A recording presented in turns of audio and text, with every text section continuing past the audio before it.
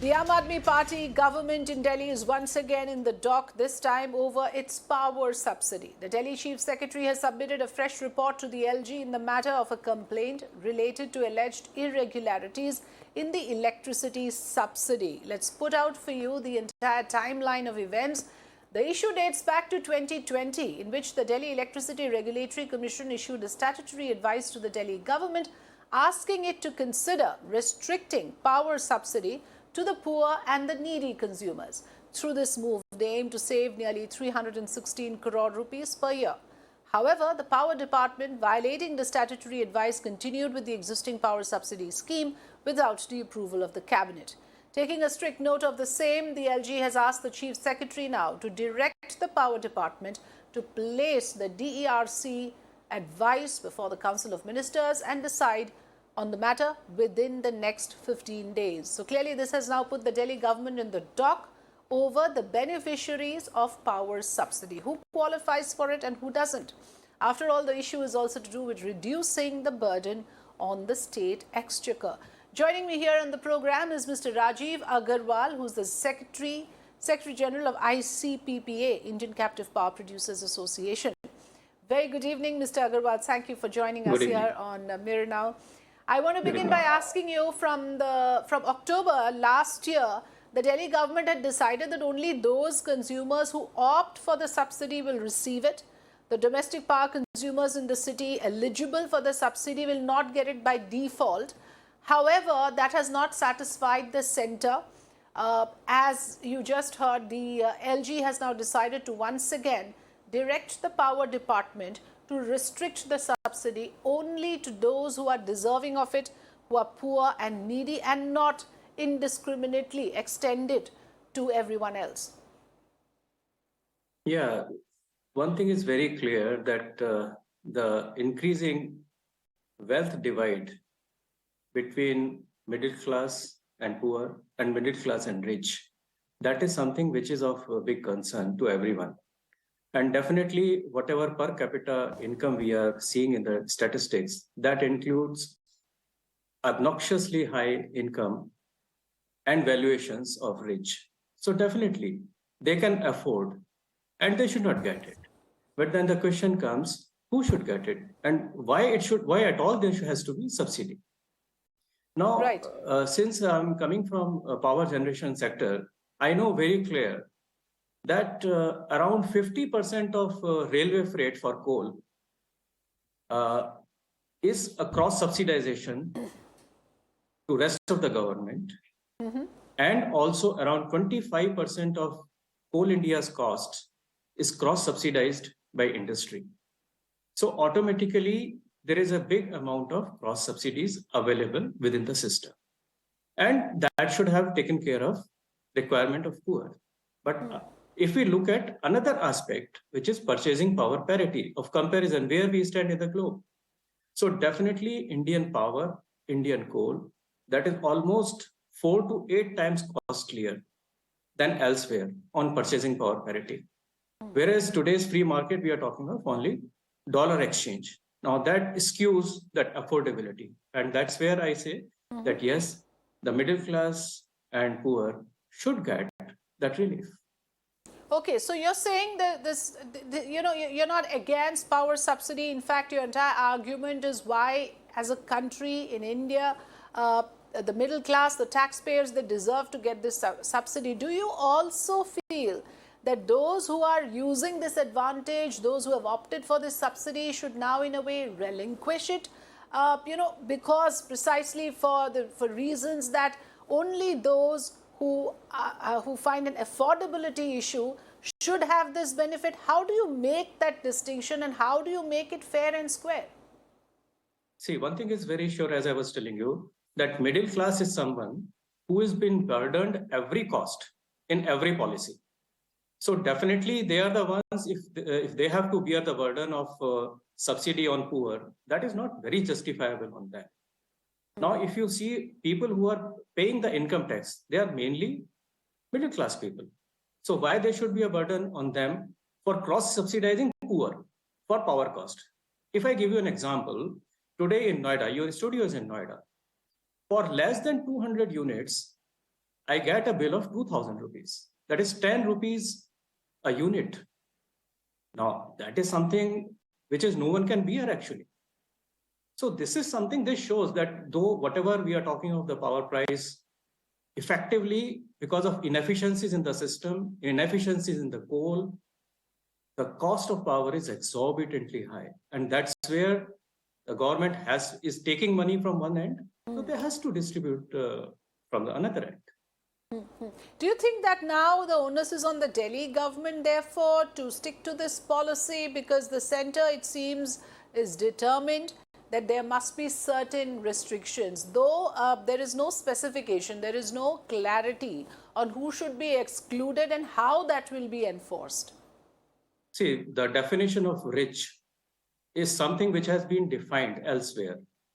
And that figure can be taken as someone who can be denied the subsidy, but not rest of the middle class, as I have already said.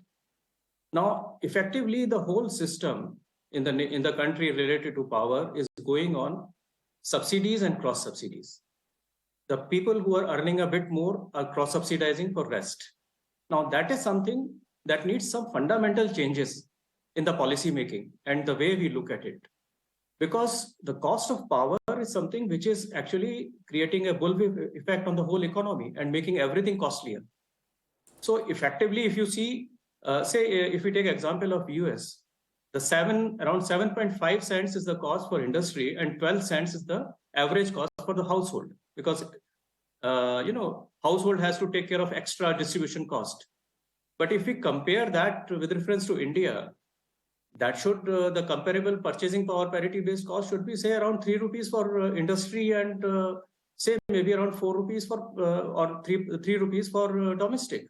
Now, if the price of power is actually 3 rupees, or which can be made to 3 rupees or 4 rupees, there will be hardly any need for any subsidies and cross subsidy. So there only BPL, the people who can really below a certain strata, can be given the subsidy at the end of it.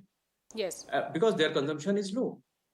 Another part is that since we are defining everything based on the subsidies and the free power, moreover, if I touch the subject of free power, that actually restricts the usage of power. And once the power usage is reduced, so is the bottom lines of all the electricity companies. And that also makes the power costlier. So ultimately, it's a cyclic situation in the power sector, which needs to be resolved. Some out of the box solutions has to come in. Suggesting, Mr. Aggarwal, and this might be a little off the cuff for you, but are you suggesting that here there is a one-upmanship happening between the centre and the state? There is a tendency to put the AAP government in the spotlight, because the issue is not just on subsidy. The issue is also about direct transfer of money to the bank accounts of the consumer, vis-a-vis transfer to the private entities. And it seems that the LG is arguing here, the centre rather is arguing here, that the Delhi government has stakes in it, in the private discoms, and therefore they are very comfortable with this arrangement.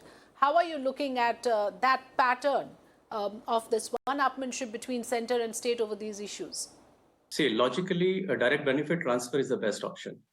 But in case of power distribution, ultimately, it is not the person who has the electricity connection in the name who is actually using it. It's the n number of people who are on rent, which includes both commercial as well as domestic. Now, who will get that subsidy? How exactly you are going to change that subsidy direct transfer account number every 5 months or 1 year when there is a change in the rent agreement? So these are the practical aspects which ideally should have happened, but I don't see any direct one-to-one correspondence until unless there is we say that okay, if you are on rent, then tie up with your landlord. Yes. And take back that money if at all he is ready to give. Okay, so I have a caller, Mr. Aggarwal. I have a viewer who's calling in, Anil Sood from New Delhi. Mr. Sood, good evening. Go ahead and put your point across. What do you feel about the power subsidy? Should it be extended to everyone, or should there be a restriction on who can access it? Afrida. Yes. I think you'll have to switch off the Afrida, television first set of all, behind you because there will be this constant time I have lag. done that. Please switch off the TV. I have Yeah, go done ahead. that. I have done that. Afrida, power sector is a leaking bucket kept by design. Okay. And let me tell you one thing, the DESCOMs are as corrupt as earlier the Delhi Vidyut Board was. Even they are fleecing to the consumers by billing the power which is not even supplied. It is called a residual backflow. When I was member of State Advisory Committee, I had unearthed a fraud up to the extent of 4,500 crores. Again, DISCOMs in the garb of regulatory asset cap are milking consumers. Why can't, instead of subsidy, there can be transparent mechanism of power tariff fixing? Can you believe in Delhi, even today, there is 79% power is solar in some of the areas. Why people, honest consumers, should pay for power theft even after 18 years of privatization? This is shocking, whatever these governments may say. Okay. Subsidies, taxpayers' money, taken out from one pocket and given to another pocket. All these politicians, this is nothing but vote bank politics. It is a farce. It must stop. And accountability at regulatory mechanism must be introduced because regulatory mechanism itself has been hijacked by DISCOMs. It's Okay, important shocking point. state of- Shocking state of affairs. Anil Sood from Delhi joining us on the program. What do you have to say to this, Mr. Aggarwal? Because this rings so true in a way. Like you also mentioned, it's money of the taxpayer taken from one hand and given on the other. But about the pilferage in the system and about the lack of transparency, why can't we have power tariff fixing, a transparent mechanism in place once and for all, set the record straight? See, till the time there is a free power, free, things are going to be bad for the nation as a whole. Now, that also, what Mr. Sood was also saying is pointing to that. Ultimately, whatever we are talking of is giving free, but no corresponding money is put by the state governments. And that adds to the cost aspect in the whole supply chain, right from procurement. And that prompts, any DISCOM, whether it's a state DISCOM or private DISCOM, to try to get some money from here and there so that they can continue to run the show. Now, that is a bad sign. That's a bad economics, and that's a bad politics. But yes, definitely, this is something which is a malice in the politics of declaring free. Yes, it's not good for the sector. It's a farce in that sense because, like we discussed, at this point of time, it's very clear that the consumers want transparency. We want to know how the funds are flowing, where it is being utilized, and what am I actually being made to pay for. But a lot of ambiguity is there. Thank you so much, Mr. Aggarwal, for joining us here on the program and giving us clarity on the subject. I'm going to now toss across to Niyamika, my colleague, who's reported on the developments in this regard today. Over to Niyamika. Well, in the latest flashpoint between the Lieutenant Governor V.K. Saxena and the Delhi government is related to the electricity subsidy, as the Lieutenant Governor V.K. Saxena has taken a serious note of the non-compliance of the advice given by the DERC to the Delhi government related to the electricity subsidy in the national capital.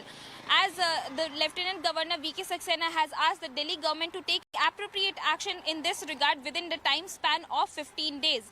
In year 2020, the DERC has given an advice to the Delhi government to give subsidy to the consumers having only 1 to 5 kilowatt of electricity connections, as it has also mentioned that this would cover 95% of the consumers under the subsidy, and also it would save almost 316 crore rupees every year. This advice was also being given by the Delhi government, but there is a non-compliance of this advice which was being given by the DERC, and for that matter now Lieutenant Governor V.K. Saxena has taken a serious note.